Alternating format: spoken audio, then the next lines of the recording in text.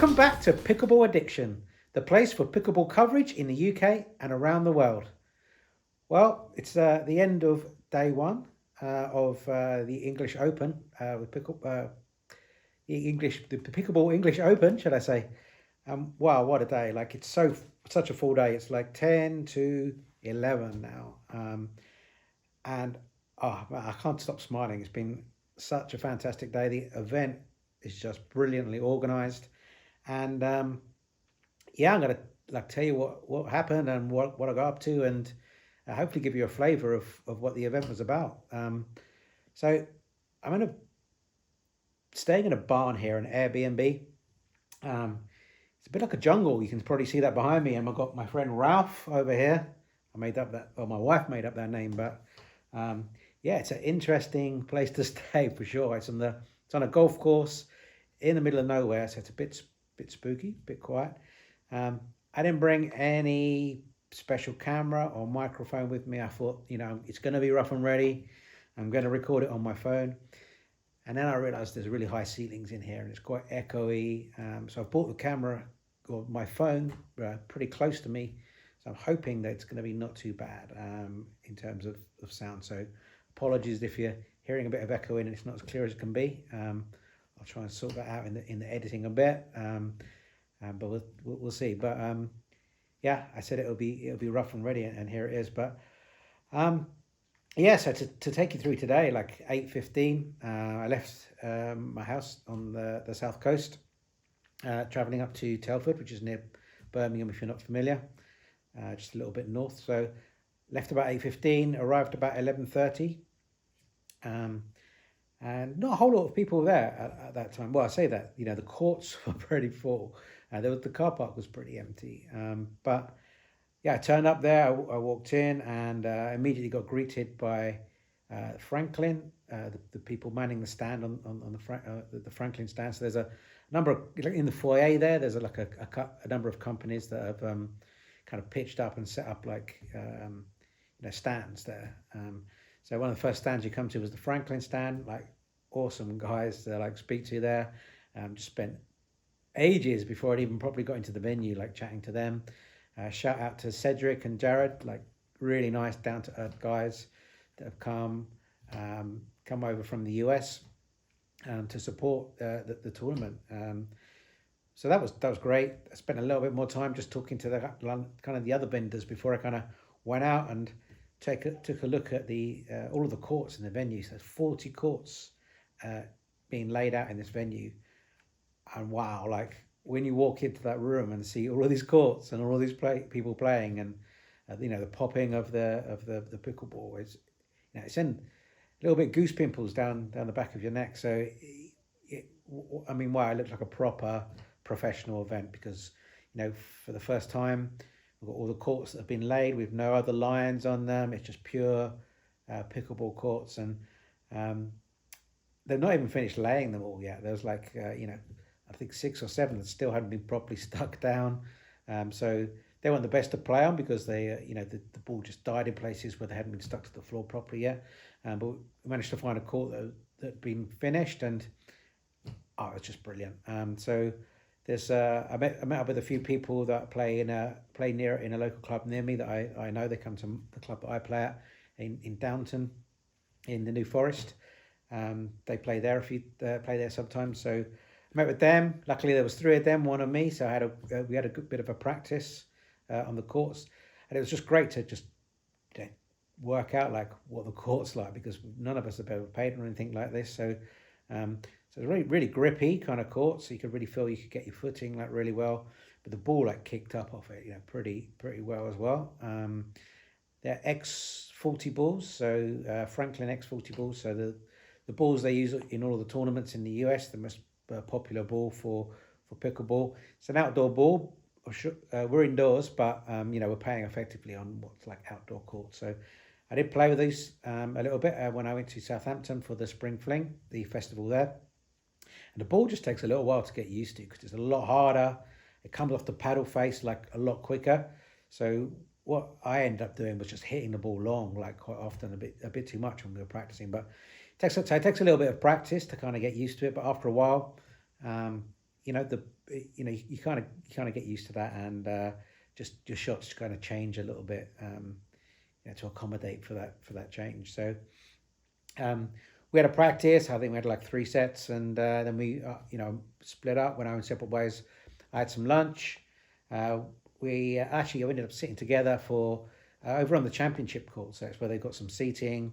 What's being live streamed on Facebook. If you've not checked it out yet, you can go to the Pickleball England Facebook group, and you'll find there the live stream, which just looks incredible as well on the stream, like, because it's a proper court again, like it's floodlit. You've got the seating up the sides with the English Open kind of banner and stuff behind, and it just looks spectacular.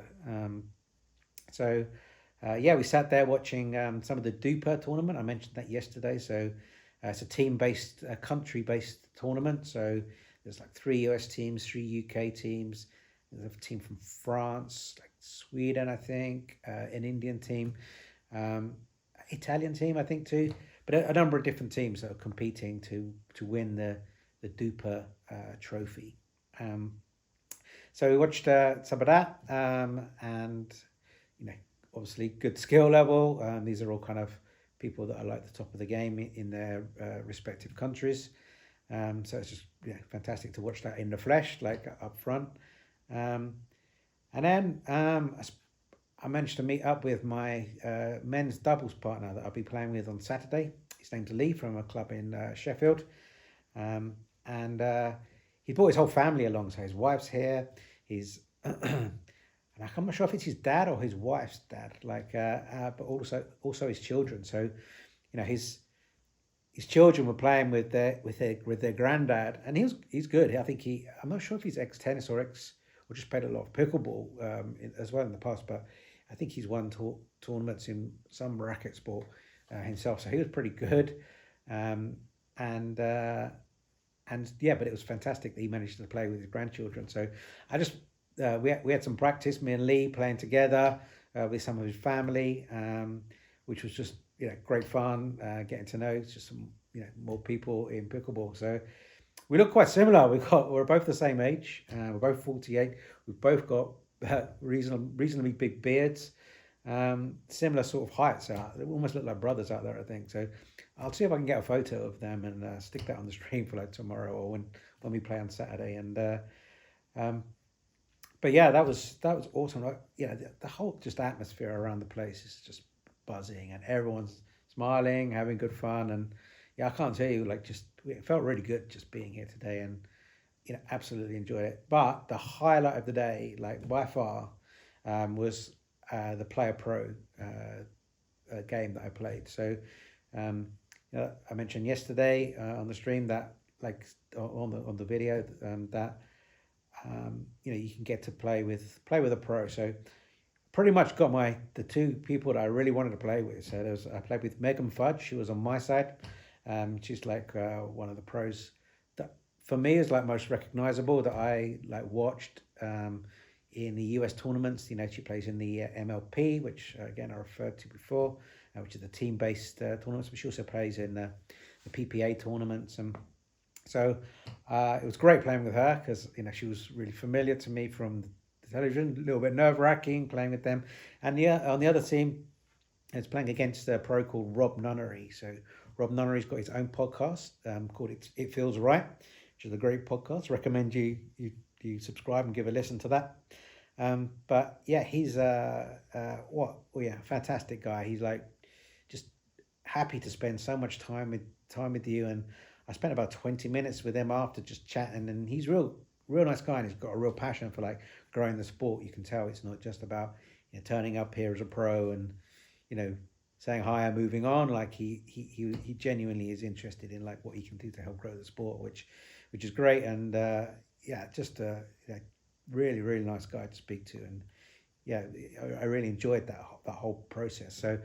Yeah, I played with Megan Fudge, and she was great. She was like, anything you're working on that you want some tips on? I said, like, I've been playing for 6 months, so tips on anything would be great. So she gave me a little bit of like few tips, a bit of coaching, and like what I should do. And even when returning to Rob, like what I should do and what to expect from him, which was kind of interesting that she was telling me what to expect from the other pro. But it was best of 3 games. We've got plenty of time playing.